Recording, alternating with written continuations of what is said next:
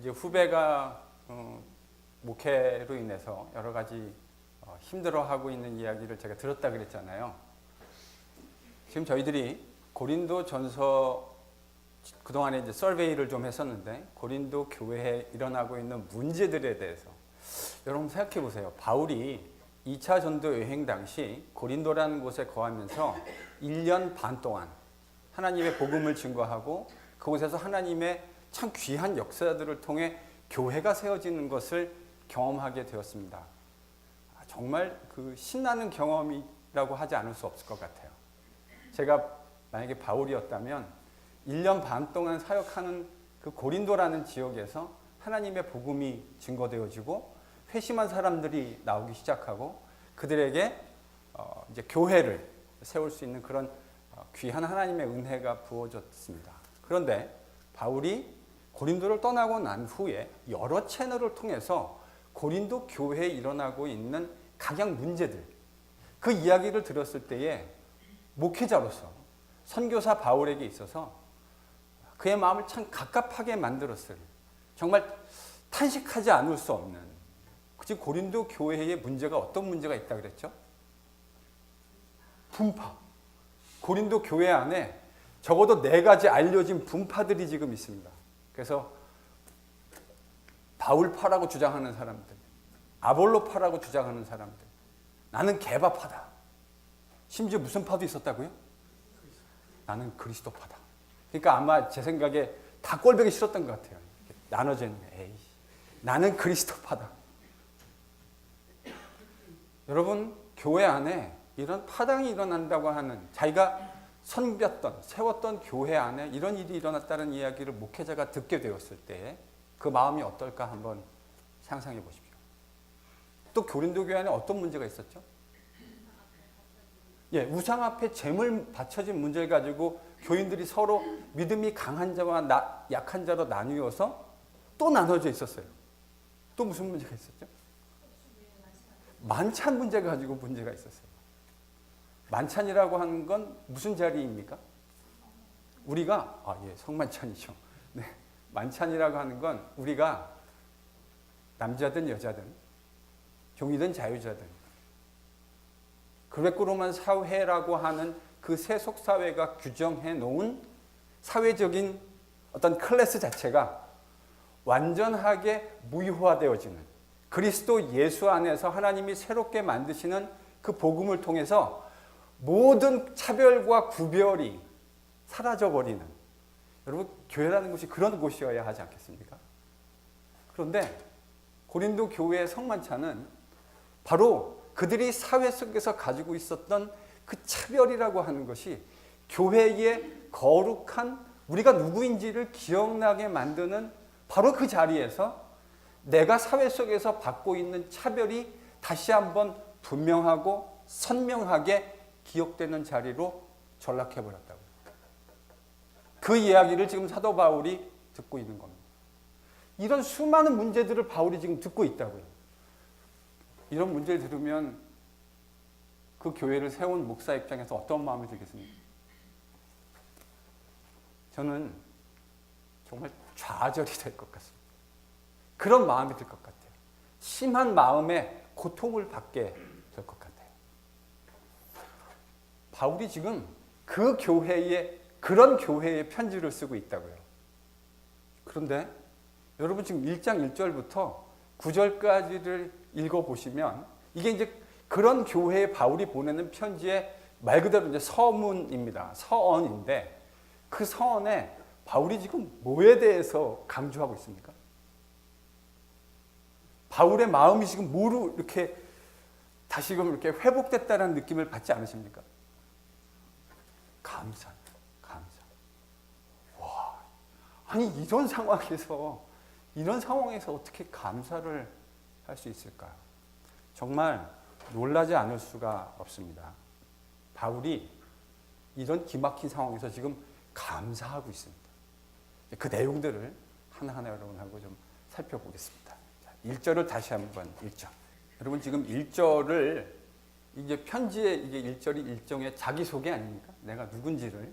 사실은 바울은 자신이 누구인지를 크게 이 고린도 교회 성도들에게 자세하게 설명해야 할 필요는 없었을 것이라고 생각됩니다. 자기가 세운 교회고 아마도 상당수가 자기가 알고 있는 사람들, 물론 뭐 바울을 모르는 사람이 충분히 있을 수 있는 가능성이 있습니다. 그런데 바울은 자기를 어떻게 지금 소개하고 있죠? 바울의 자기 소개를 한번 워딩을 따라가 보시죠. 하나님의 뜻을 따라 그리스도 예수의 사도로 부르심을 받은 바울, 또 형제 소스데네는. 바울이 감사하게도요, 우리에게 13개의 편지를 남겨주었습니다. 물론 그가 교회들에게 써서 보냈던 편지는 전 그거보다 훨씬 더 많았을 것이라고 생각합니다. 근데 남아있는, 저희 기독교의 성경 안에 남아있는 것이 13개의 편지가 있죠. 흥미로운 건 여러분 데살로니가, 바울이 비교해 볼 수 있는 편지를 많이 줬는데 데살로니가전서 여러분 1장 1절을 한번 찾아보십시오. 데살로니가 편지는 바울이 이제 가장 이른 시기에, 그의 선교에서 가장 이른 시기에 아마 갈라디아서 데살로니가 이 두 개가 이제 가장 먼저 쓰여진 편지일 텐데, 데살로니가 1장 1절을 한번 찾아보십시오. 전서. 요즘 데살로니가전서 1장 1절과 고린도전서 1장 1절을 비교해 보시면 좀 다르죠. 뭐가 다르죠?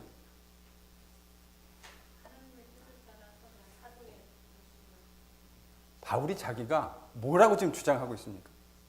사도라고. 근데 데살로니가 전서에서는 바울이 자기가 사도라는 말을 하지 않습니다. 근데 고린도전서 1장 1절에서는 자기가 사도가 되었다고 이야기를 해요. 이게 무슨 의미일까요? 함의가? 고린도 교회에서요, 바울의 사도권에 대해서 지금 퀘스천이 있는 거예요. 사도 바울이 정말 사도냐?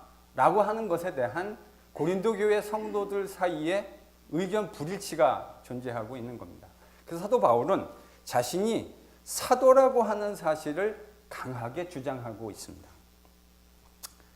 고린도 교회가 바울의 사도권에 도전을 했던 것이 배경이겠죠. 여러분, 여러 군데 있지만 하나만 좀 찾아보겠습니다. 고린도전서 9장 1절 2절입니다. 바울이 지금 자기가 뭐라고 주장하고 있죠? 사도라고. 딴 사람들한테는 사도가 아니라고 하는지 모르지만 적어도 너희들한테는 내가 사도가 아니냐. 바울이 지금 이렇게 주장하고 있다고요. 내가 사도라고 하는 것을 가장 분명하게 시일해 주는 것이 무엇이라고 바울이 얘기합니까? 당신들 아니냐. 당신들이 내가 사도라고 하는 것을 증명해 주는 것 아니냐. 바울이 지금 이렇게 얘기하고 있다고요. 고린도 교회는 사도 바울이 사도라고 하는 것에 대해서 의심을 품었습니다. 그런 고린도 교회 성도들에게 바울이 어떤 단어를 사용해서 자기를 설명하고 있는지, 그 사도권을 어떻게 주장하는지 두 가지 면에서 저는 바울이 강조하고 있다고 생각하는데요. 첫 번째는 자신의 사도권이 누구에 의해서 부르심을 받은 거라고 얘기합니까? 하나님에 의해서. 이게 사람의 열심과 사람의 뜻에 의해서 되어진 것이 아니라 하나님에 의해서 되어졌다. 하나님이 불러주셨다. 바울이 그렇게 이야기합니다. 하나님에 의해서 부르심을 받았다 내가. 또 하나는요. 예수 그리스도의 사도다. 이 말은요. The Apostle of Jesus Christ 이런 말이잖아요. 영어도 보면 이렇게 소유격으로 지금 걸려 있는데 예수 그리스도의 사도라는 말의 함의가 뭐죠? 일단 사도라는 말의 의미가 무슨 말입니까? 보내심을 받은 사람이다. 그러니까 보내심을 받은 사람이다라는 의미입니다. 그러니까 내가 내 스스로 간 것이 아니고 보내심을 받았다. 근데 그 보내심의 주체가 누구인지를 지금 소유격으로 설명하고 있다고요. 누가 보내셨다는 거죠? 예수님이에요. 그러니까 내가 사도로 부르심을 입은 것이 나의 인간적인 나의 의지도 아니고 사람들의 의지도 아니었고 누구의 의지였다고요? 하나님의 의지. 여러분 워딩을 잘 보세요. 하나님의 뜻에 의해서 부르심을 받았다. 그리고 그 부르심 받은 것을 누가 보내셨다고 얘기합니까? 예수님께서. 예수님께서 나를 보내셨다. 바울이 지금 이렇게 이야기하고 있는 거예요. 여러분 이 말은 이 복음 사역자로서 바울의 자기 정체성에 대한 저는 내용이라고 생각합니다. 내가 누구인가? 나는 하나님의 뜻에 의해서 부르심을 받고 우리 주님에 의해서 보내심을 받은 사람이다. 바울이 지금 고린도 교회 교인들에게 그렇게 이야기하고 있는 거예요. 물론 이 말은 바울이 2차 전도 여행 당시 고린도를 들른 것에 바울의 의지가 하나도 없었다라는 말을 하는 것이 아닙니다. 내가 그곳을 선택해서 갔다 할지라도 내가 선택해서 갔다고 하는 것이 하나님에 의해서 부르심을 입었다는 사실과 예수님에 의해서 보내심을 받았다는 것과 대치되지 않는다고 바울이 이해하고 있는 거죠. 그는 틀림없이 2차 선교 여행 당시 자기가 전략적으로 선택한 고린도라는 도시를 선택했습니다. 저는 바울이 선택했다고 그렇게 이해합니다. 그런데 바울은 그럼에도 불구하고 자기가 어떻게 됐대요? 하나님의 뜻에 의해서 부르심을 얻었고 우리 주님이 보내어 주셔서 내가 그곳에 가게 되었다. 저는 하나님의 뜻에 의해서 부르심을 입었고 그 주님이 자신을 보내어 주셨다라는 이 말이 고린도 교회, 지금 분파로 한참 나누어서 서로 악유하고 싸우고 있는 고린도 교회 성도들에게는 조금 더 의미 있게 들렸을 것이라고 생각합니다. 여러분, 우리가요, 이게 저는 이제 이런 표현을 좀 쓰는데 바울의 편지라는 게 이런 거 아닙니까? 남의 편지 훔쳐보기. 뭐 훔쳐본다라는 표현은 적합하지 않은데 사실 원래 우리한테 보내준 편지가 아니잖아요. 바울이 고린도 교회 성도들에게 보낸 편지인데 우리가 그의 편지를 지금 읽고 있는 거죠. 근데 그 편지를 읽을 때는 고린도 교회, 여러분 대부분 연애하셨죠? 여기 결혼하신 분 중에 대부분 연애하셨죠? 장로님 정도만, 장로님 혹시 연애하셨습니까? 우리 모두는 연애를 했군요. 저는 그런 기억이 있어요. 여러분도 아마 그러실 거라고 생각하는데 예전에는, 요즘은 뭐 이메일이다 뭐 카톡이다 이래가지고, 근데 옛날엔 다 뭐였죠? 손편지. 그래서 여자친구한테 편지가 오면은 어떻게 합니까? 김초 집사님, 이종훈 집사님한테 연애하실 때 편지 오면 어떻게 하셨어요?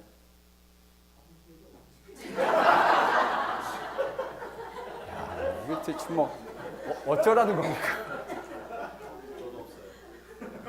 질문하지 말라 이러는 것인 거죠. 저는 집사람하고 연애할 때 손편지를 참 많이 썼습니다.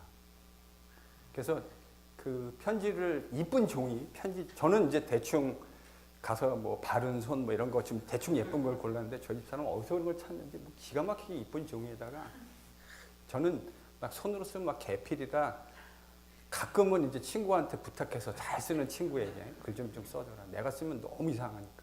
근데 집사람은 글씨가 너무 예뻐요. 읽을 때 일단 너무 좋아요, 기분이. 글이 막 이렇게 리더블 하니까. 그럼 이제 연애 편지 읽을 때 그렇게 읽지 않나요? 아, 무슨 의미를 담아가지고 이 단어를 썼을까? 다르게 표현할 수도 있는데 왜 이 단어를 썼을까? 그래서 이제 막 상상하잖아요. 뭐를 떠올리면서 이런 표현을 썼을까? 사도 바울의 편지를요, 그렇게 읽으시면 정말 재밌어요. 고린도전서를 그렇게 읽으시면 정말 재밌다. 바울이 지금 하나님의 뜻을 따라 예수 그리스도의 보내심을 받은 사람이 되었다. 자기는 처음 이제 그렇게 소개했다고요. 여러분 2절을 한번 같이 읽겠습니다. 지금 2절은 뭐에 대한 내용을 바울이 쓰고 있죠? 수신자들에 대한 이야기를 쓰고 있잖아요. 그러니까 보낸 사람은 누구고 받는 사람은 누구다. 근데 받는 사람이 누구인지를 서술하면서 바울이 고린도에 있는 하나님의 교회. 좀 재밌지 않습니까? 바울이요, 그의 편지에서 늘 그렇진 않지만 거의 상당수, 제가 볼 때 제네럴하게 그렇게 말해도 틀린 것이 아니라고 생각해요. 바울은 교회를 나타낼 때 교회의 주격을 항상 누구로 이야기하는 습성이 있는지 아십니까? 그보다 더 많이 나오는 표현이 있어요. 누구의 교회? 주님의 교회 내지는 그리스도의 교회. 바울이요. 여러분 나중에 바울의 편지를 한번 천천히 읽어보십시오. 그러면 교회라는 말이 나올 때마다 훨씬 더 빈번하게 나오는 표현이 그리스도의 교회예요. 그리고 주님의 교회. 아마 거기서 주님은 문맥에 따라 하나님을 나타낼 수도 있고 예수님을 나타낼 수도 있을 텐데 제가 읽는 상당수의 독법에서는 저는 그 주님도 예수님을 나타낼 때가 훨씬 더 많다고 생각합니다. 그런데 지금 바울이요.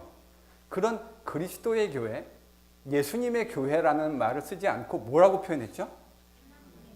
왜 그랬을까요?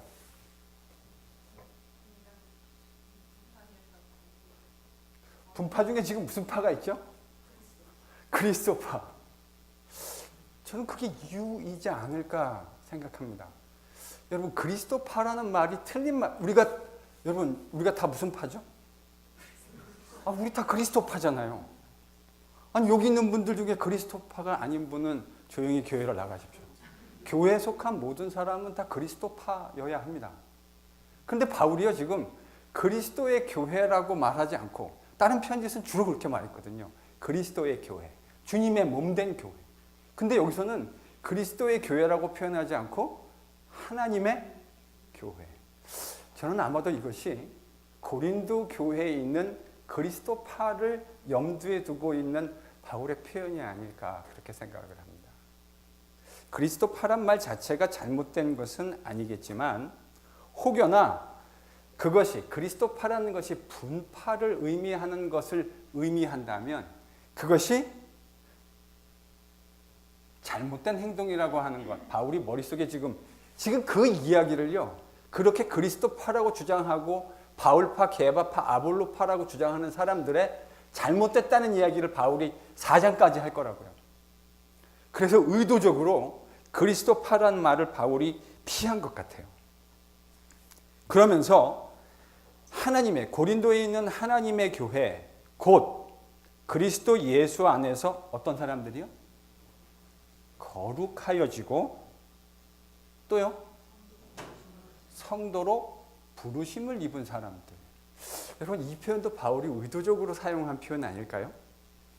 지금 고린도 교인들의 삶이 거룩하다고 얘기할 수 있습니까? 그들의 삶은 거룩하지 않아요. 물론 그들 가운데 거룩한 분들도 있었겠죠. 그러나 지금 바울에게 들려지는 고린도 교회의 일반적인 이야기는 거룩하고는 상당히 거리가 멉니다. 교회 안에 거룩이라고 하는 것은 하나님 백성다운 모습을 담지하고 있는 것 아니겠습니까? 그런데 고린도 교회 안에 있는 성도들의 모습은 그 거룩하고는 거리가 상당히 있었다고요. 그래서 바울이 그들을 향해서 이야기하면서 당신들이 어떤 사람이라는 사실을 지금 이야기하고 주고 싶은 걸까요? 당신들이 거룩한 사람들이다. 성도라고 뭘 입었다고요? 부르심을 입었다. 바울은 자신도 부르심을 입었다고 규정하고 있고 고린도 교회 성도들도 동일한 하나님 아버지의 부르심을 입었다고 규정하고 있습니다. 바울이 이제 그렇게 이 편지를 시작해요. 내가 누구냐? 당신들이 누구냐? 우리는 둘 다 하나님께 부르심을 입은 사람들이다. 이렇게 이제 바울이 시작합니다. 3절에는 그들에게 은혜와 평강이 있기를. 이게 사실은 일반적인 바울의 수사법일 수 있겠죠. 너희들에게 편지를 쓰면서 은혜와 평강이 있었죠. 이게 뭐 고린도만 아니라 바울의 여러 편지 가운데 이 은혜와 평강이라는 단어가 아주 많이 등장하는 단어입니다. 그런데 고린도 교회같이 분쟁이 심한 곳을 염두에 두고 생각한다면 여러분 이 은혜와 평강이라는 단어가 조금은 더 의미 있게 다가오지 않겠습니까? 지금 샬롬이 없는, 샬롬을 잃어버린 자신들의 속된 자랑으로 말미암아 교회 안에 마땅히 존재해야 할 그 샬롬이 상실되어 버린 공동체에 바울은 하나님으로부터 그리고 그리스도 예수로부터 기원하는, 기인하는 은혜와 평강을 이야기합니다.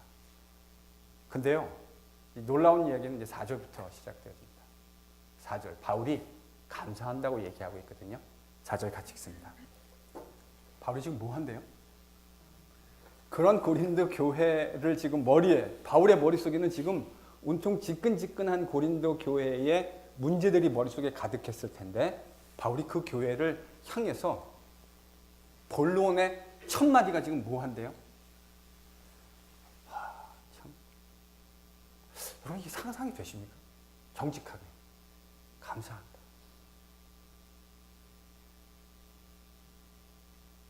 바울이 진짜 감사할 수 있었을까요?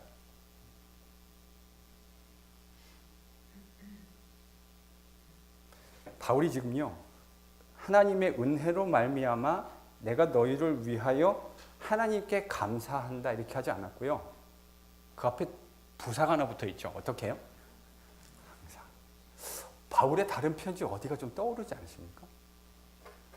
항상 감사한다.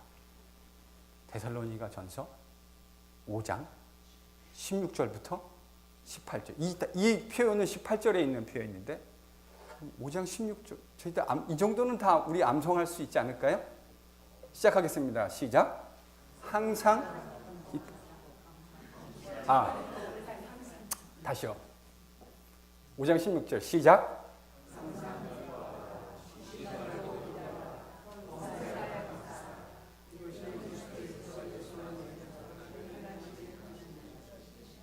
네.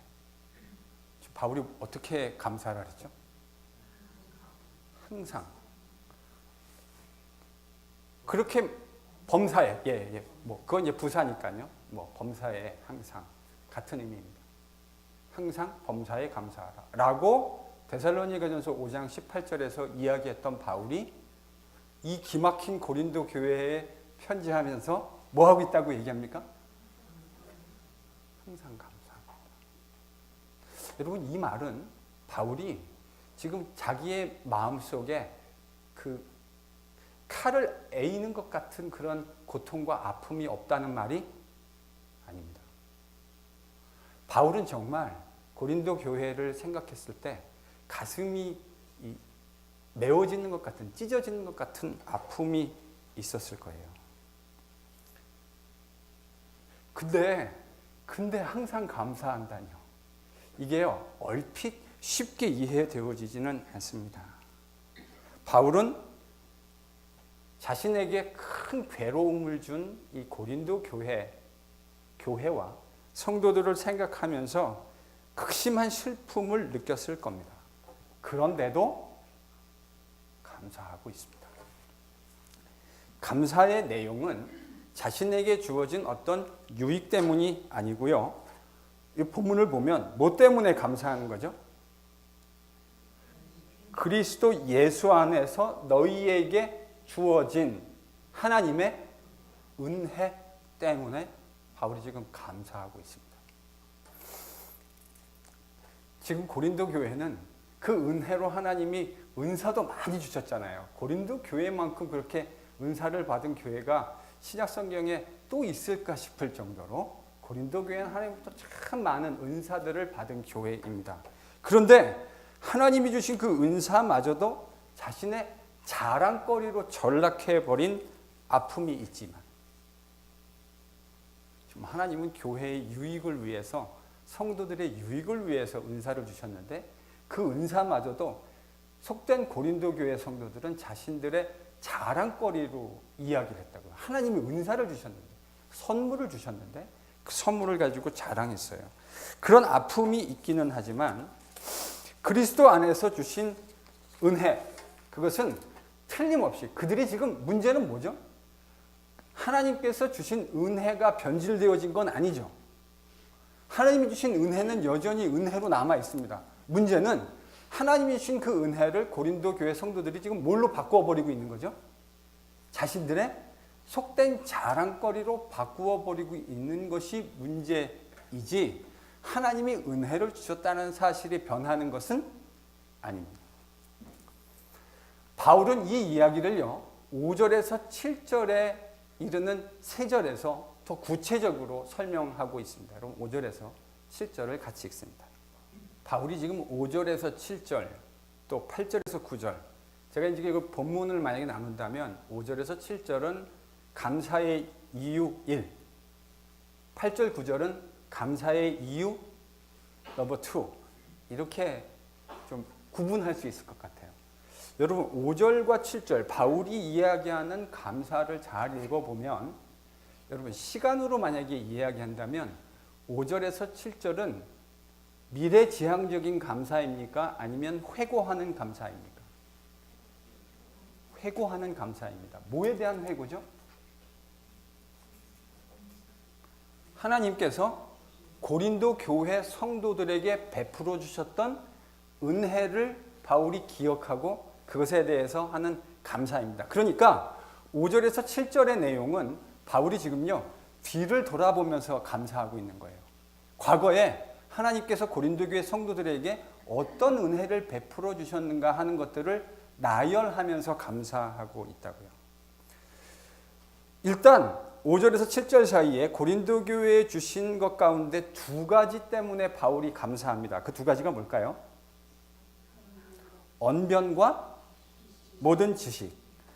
정확하게 얘기하면 바울이 얘기한 건 이렇게 표현했어요. 모든 언변과, 모든, 정확하게 번역을 한다면 언변, 그러면 약간 오해가 될 수 있을 것 같아요. 여러분 언변이라 그러면 뭐로 딱 이해가 되시죠? 말 잘하는 거. 말 잘하는 거. 지금 바울이 이 골머리에 앓고 있는 이유 중에 하나가 뭐죠?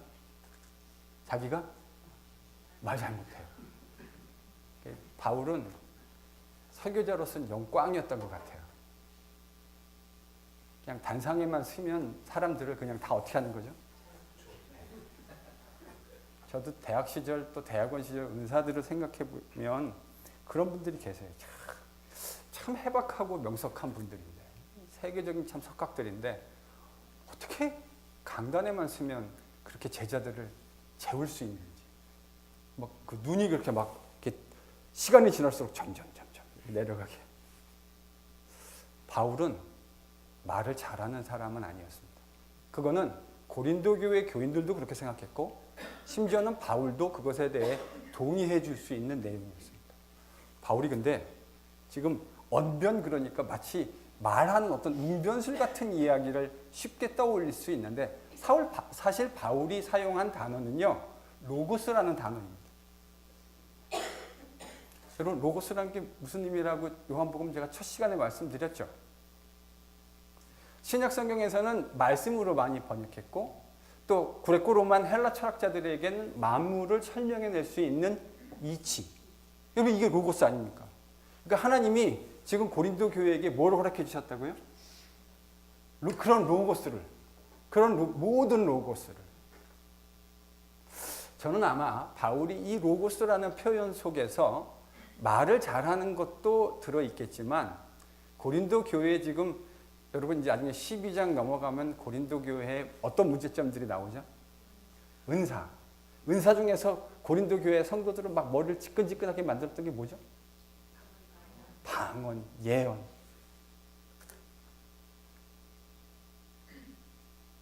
저는 하나님이 그러니까 바울이 지금 여기서 로고스라고 하는 말 속에 방언, 예언 이런 거 다 저는 포함하는 것이라고 생각합니다.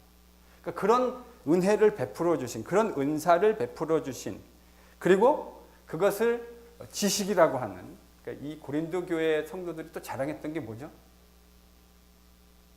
지식이요, 지식. 자신들이 지식이 있다라는 걸 고린도 교회인들이 얼마나 자랑했습니까? 지식이 있는 자와 지식이 없는 자. 그래서 먹을 수 있는 자와 먹을 수 없는 자. 아니, 바울 입장에서는요, 이게 지금 페인 인 더 넥이라. 그것 때문에 지금 고린도 교회가 온갖 골머리를 지끈지끈하게 만드는 문제들을 만들어내고 있는데, 바울이 지금 뭐라 하냐면 그것 때문에 감사한대요.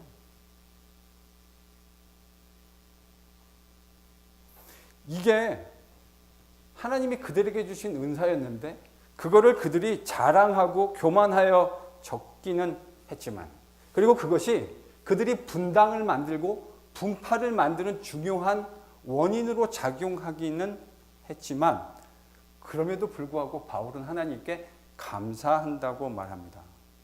왜요? 그러면 불평해야 될 거 아닌가요? 왜 감사한다고 얘기하죠?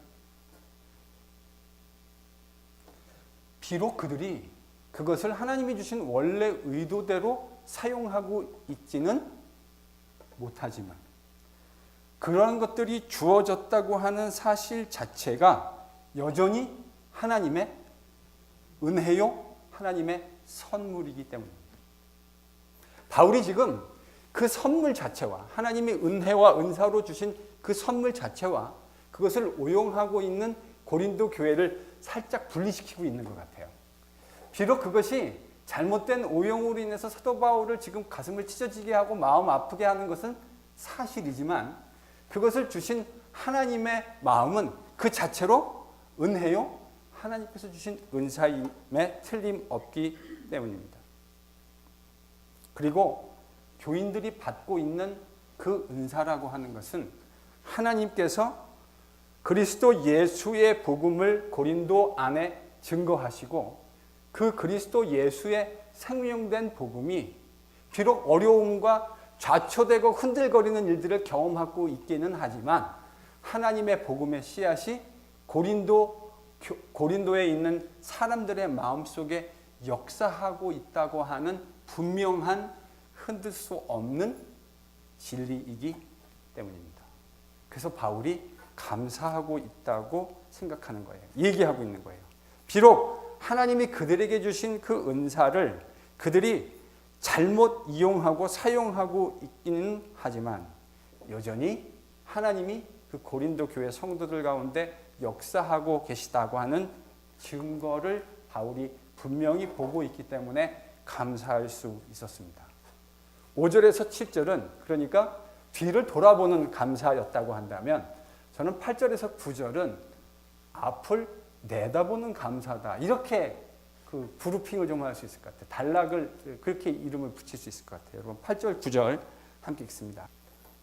5절에서 7절의 바울의 감사는 하나님께서 비록 그들이 그것을 잘못 이용하고 있기는 하지만 하나님이 주신 그 은사 자체, 그것이 고린도에 전해지고 있는, 행해지고 있는 하나님의 복음 사역이라고 하는 측면에서 바울로 하여금 인크리지하게 만들었다고 한다면 8절과 9절은 무슨 감사라고요? 앞을 내다보는 감사. 저는 그렇게 이름을 네이밍을 할 수 있지 않을까 싶습니다. 바울이요, 고린도 교회 성도들을 생각할 때 책망할 것이 많이 있다고 하는 것 잘 알고 있습니다. 그리고 이제 앞으로 고린도전서 당장 다음 주부터 바울이 이제 저희들이 보게 될 본문 다음 주에부터 신랄하게 고린도 교회 성도들의 그 잘못을 책망할 겁니다. 정말 낯뜨거울 정도로 바울이 고린도 교회 성도들을 책망합니다.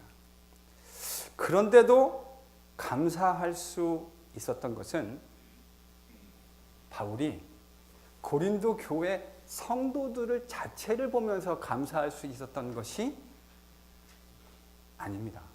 바울은 지금 뭐 때문에 감사하고 있죠? 8절 9절을 한번 잘 눈으로 읽어보십시오. 바울은 왜 감사할 수 있었습니까?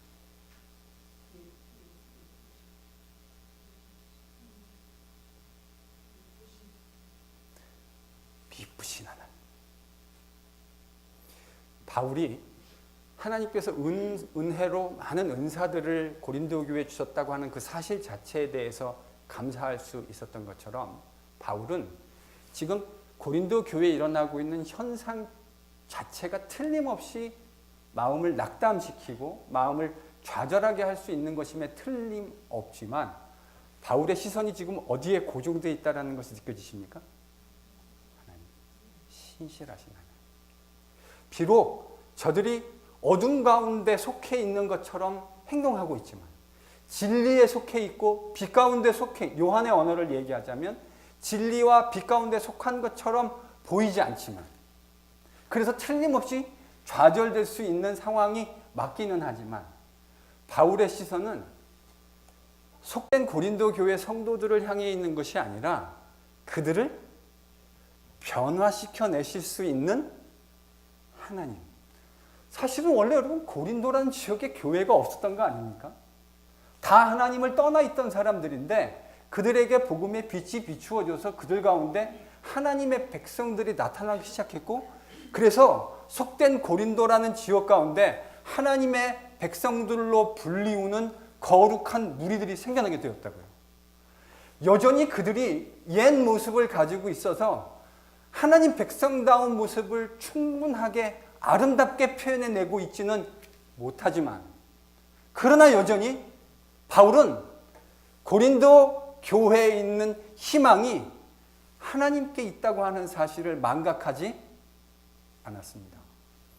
고린도 교회 교인들은 자신들이 누구인지, 우리가 하나님께 부름받았다고 하는 사실을 때때로 망각하며 살고 있었지만, 바울은 그것을 한시도 잊은 적이 없습니다. 바울의 감사는 바로 거기에 기인하고 있는 거예요. 현상 때문에 감사하는 것이 아니라 그 현상 넘어 일하실 하나님을 바라보고 기대하기 때문에 감사하는 겁니다. 여러분, 이게 그리스도인의 감사여야 하지 않겠습니까? 제가요, 목회하다 보면 저도 때때로 실망스럽고 좌절된 일들을 목격할 때가 있습니다. 이거밖에 못할까? 정말 이 정도밖에 안 되는 건가? 그게요, 때로는 여러분들을 보면서 실망하기도 하지만 제 자신을 바라보면서 여러분, 진짜 큰 실망은요, 사람들을 바라보면서 하는 실망이 아닙니다. 누구를 보면서 하는 실망이 진짜 큰 실망이죠? 내가 예수를 믿은 지 지금 얼마가 됐는데 여전히 이 정도밖에 못하고 있는 건가 하는 사실을 바라보면요, 진짜 경상도 말로 진짜 때려치고 하산하고 싶은 마음이 들 때가 있어요.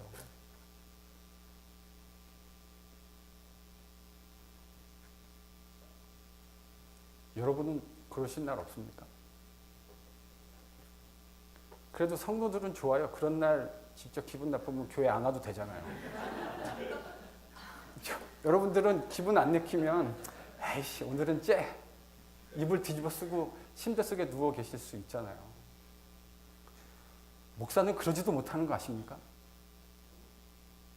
목사도요, 진짜 설교하고 싶지 않은 날이 있어요. 하나님, 제발 오늘은 그냥 좀 넘어가 주시면 안 될까요? 그럴 때 진짜 와가지고 설교하는 그 마음이요, 진짜 기가 막힙니다. 하나님이 인생을 살다가 우리의 그 밑바닥을 보게 하시는 날이 있으시죠, 그렇죠? 네가 뭘로 만들어졌는지 네 머티리얼을 봐라 하고 우리의 그 밑바닥을 보여주시는 날이 있습니다.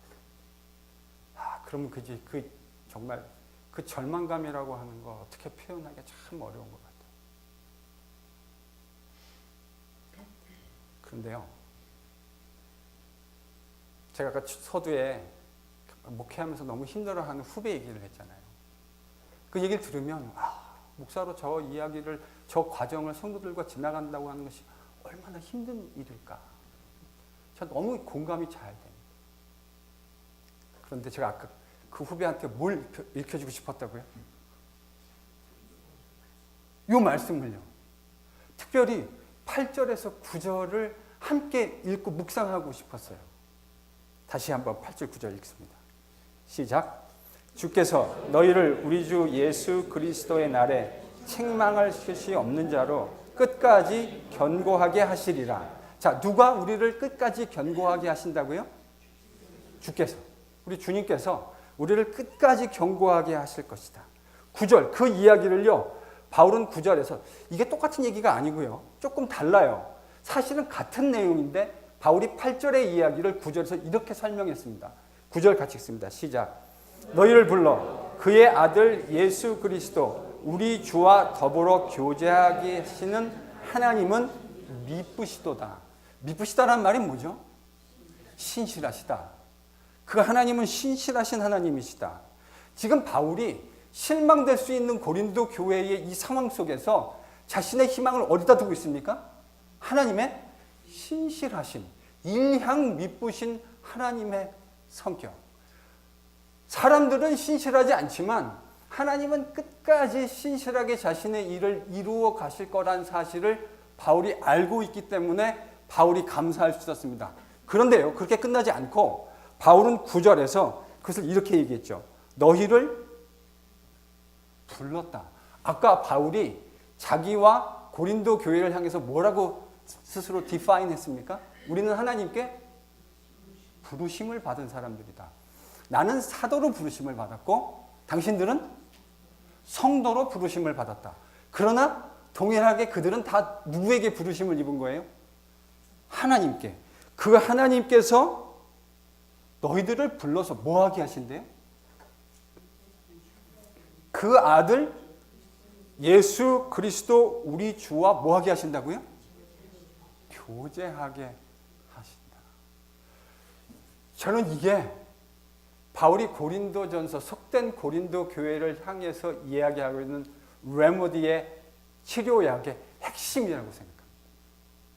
뭐 하게 하신다고요?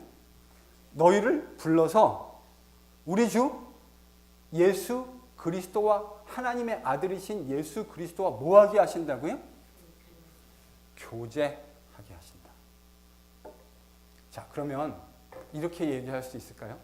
지금 고린도 교회 성도들은 왜 이렇게 하나님이 주신 은혜마저도 자랑하고 교회 분당을 삼고 하나님이 은혜로 주신 수많은 것들을 자신들의 속된 자랑으로 만들어 가고 있을까요?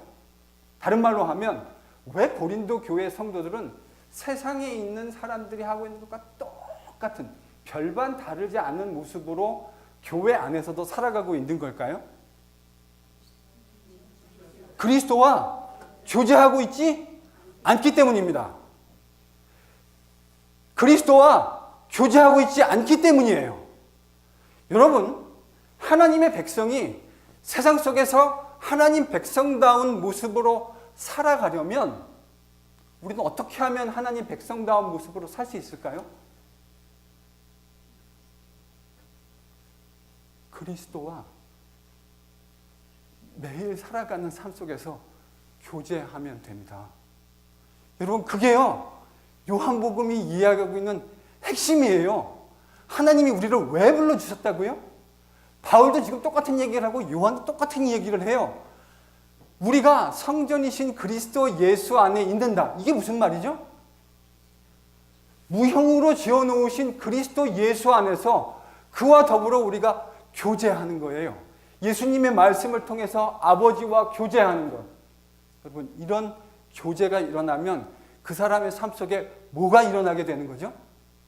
하나님 백성다운 삶의 모습이 나타나게 되는 거예요. 요한은요, 그 이야기를 요한복음 15장에서 이렇게 표현했어요. 우리는 맨날 왜 내 삶에 이렇게 그리스도인다운 열매가 없을까? 이런 거 막 고민을 하시죠. 대답을 하세요. 고민하시잖아요. 그런 걸 고민하잖아요. 왜 열매가 나타나지 않을까? 여러분, 이유가 뭔지 아십니까? 우리 주님과 교제하지 않기 때문이에요. 심플해요. 여러분이 드라마하고는 매일같이 교제를 하시고 그러시지 않아요? 드라마하고는 매일같이 교제를 하는데 생명수이신 예수님과는 교제하지 않기 때문입니다. 뭐가 그렇게 어려우세요? 그래서 예수님의 사람 같은 모습이 나타나지 않는 거예요. 그래서 바울이 지금 무슨 얘기를 하냐면 니네들 왜 그런 고린도 교회 성도들 왜 그런 모습으로 살고 있는지를 아냐? 답은 뭐죠? 우리 주님과 교제하지 않기 때문이에요. 근데 바울이 지금 그 답을 얘기하고 있는 거예요. 하나님은 미쁘시다. 왜요? 그런 고린도 교회 성도들이지만 너희를 부르신 그분은 그의 아들 예수 그리스도와 그의 아들과 더불어 교제하기 위해서 우리를 뭐 했다고요? 불러주셨다고. 그래서 하나님이요, 우리를 그런 사람으로 만들어 가시는 거예요. 이건 제가 좀 나이 드신 분에게 여쭤봐야 될 것 같아요. 제가 가만히 보니까 장로님이 제일 여기서 연세가 많으신 것 같습니다. 장로님 지금 70을 사셨죠? 네. 제가 알기로 어렸을 때부터 교회를 다니셨고, 저도 존경해 마지 않는 한상동 목사님께 주례를 받으셨다고 그래요. 장로님 댁에 가면 그 한상동 목사님, 여러분 한상동 목사님 어떤 분인지 잘 모르시죠? 한국교회 전설 같은 분이십니다. 그러니까 아주 어려서부터 주님을 믿으셨던 거네요.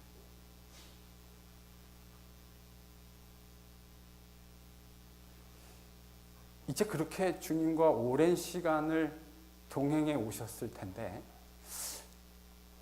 장로님의 과거의 삶을 숙고해 보시고 묵상해 보시면 장로님의 삶을 장로님이 스스로 걸어오셨다는 생각이 드십니까? 아니면 하나님께서 그 모든 삶의 여정 가운데 이끌어 오셨고 나는 거기에 따라가게 될 수밖에 없었다. 전자와 후자 어떤 게 맞으실까요? 전적으로 후자가 맞죠. 전적으로 후자. 여러분, 이게 기독교인의 삶입니다. 저도 생각해보면 제가 그렇게 지난번에 말씀드리지 않았나요? 저는 저를 스스로 어떻게 규정했냐면 꽤 괜찮은 죄인. 여러분 그렇게 아마 저랑 비슷한 분들 꽤 많을걸요. 나는 죄인은 죄인인데 테러블한 죄인이라고 속하기는 좀 그렇고, 그래도 저 테러블한 인간들하고는 뭐 좀 다른 괜찮은 죄인. 사람들이 그렇게 많이 착각을 하시더라고요. 저도 그렇게 착각하면서 오랜 세월을 살았던 것 같습니다. 그러다가 하나님이 진짜 네가 뭐로 만들어져 있는구나 하는 것을 보여주시는 사건들을 우리 인생에 허락하십니다. 속된 말로 이렇게 표현하더라고요. 바닥을 치는 사건을 하나님 허락해 주시죠. 그러면 우리가 뭐로 만들어졌다는 걸 깨닫게 되어지죠. 뭐로 만들어졌다는 것이 막 마음에서 이렇게 동의가 막 되지 않으시죠.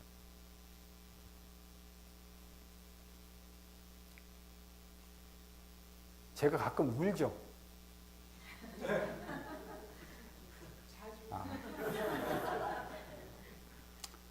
자주 옵니다.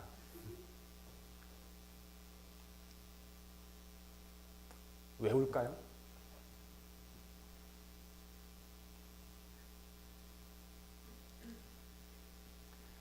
저도 이런 게 창피합니다. 저도 자존심이 있는 사람이거든요. 경상도 사나이는 여자 앞에서 눈물을 보이지 않습니다.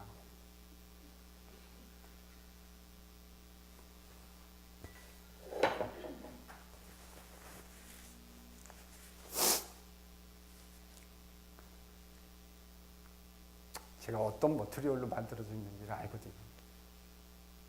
그런데도 하나님이 포기하지 않으시고 그분의 신실하신 가운데 그의 아들과 더불어 교제하는 것을 통해서 하나님 백성다운 삶의 모습을 만들어 가신다는 사실을 믿기 때문에 그게 너무 감사해서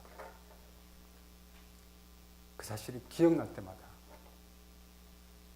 너무너무 감사해요. 그래서 제가 축도할 때 하나님 아버지의 사랑과 은혜를 이야기할 때 제가 주로 뭐라고 하던가요?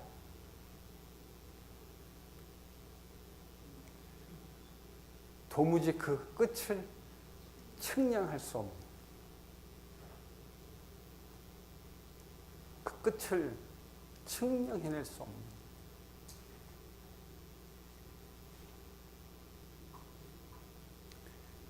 하나님의 신실하심 때문에 고린도 교회는 소망이 있는 겁니다. 그 하나님의 신실하심 때문에 NGPC는 소망이 있는 겁니다.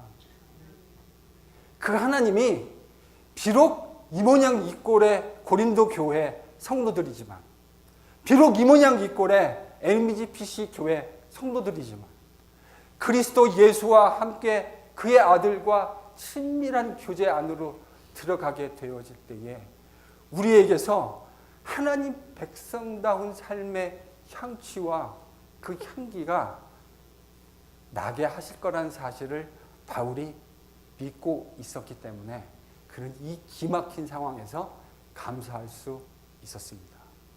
상황이 감사할 수 있는 상황이었기 때문에 감사할 수 있었던 것이 아니라 그 상황을 하나님의 신실하심이 인도하셔서 우리를 그렇게 하나님 백성으로 만들어 가실 것이라는 사실을 알았기 때문에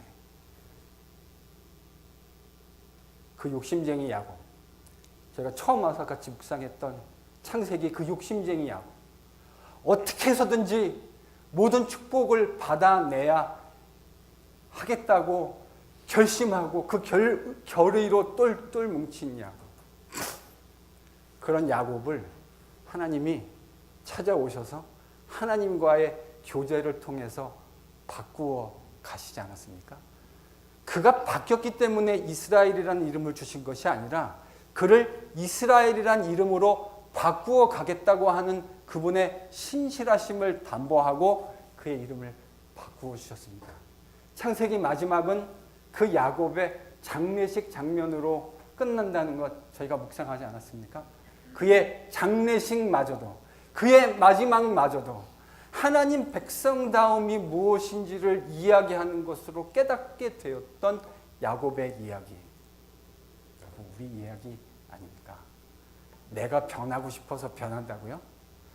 아직 여러분이 누구인지, 인생이 무엇인지 제대로 모르고 있는 겁니다. 우리가 변하는 게 아니고요, 하나님이 변화하도록, 바꾸어 가도록 인도해 가십니다. 우리는 때때로 어쩔 수 없이 그분의 인도하심에 끌려갑니다. 때로는 그 말씀에 조금씩 어렴풋이 깨닫고 순종해 가기 시작합니다. 그게 인생 아닙니까? 바울이 지금 고린도 교회 성도들에게 자기가 왜 감사하게 되는지를 저는 이렇게 풀어서 설명하고 있다고 생각합니다. 우리는 부르심을 입은 사람들입니다. 우리가 먼저 하나님을 찾아 나선 것이 아니죠. 주께서 먼저 우리를 은혜로 찾아와 주시고 불러주셨습니다. 고린도 교회의 문제는 바로 그와 같은 사실을 망각했다는 데 그 문제가 있습니다. 그럼에도 바울은 실망하지 않고 감사합니다.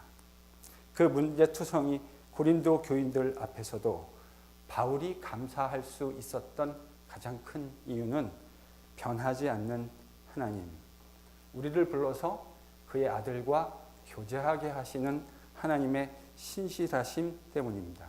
그것이 속된 고린도 교회 성도들도 변화시켜낼 것이라고 바울이 믿었기 때문입니다. 바울은 그래서 감사할 수 있었습니다. 함께 감사할 수 있는 우리가 될 수 있기를 바랍니다. 기도하죠.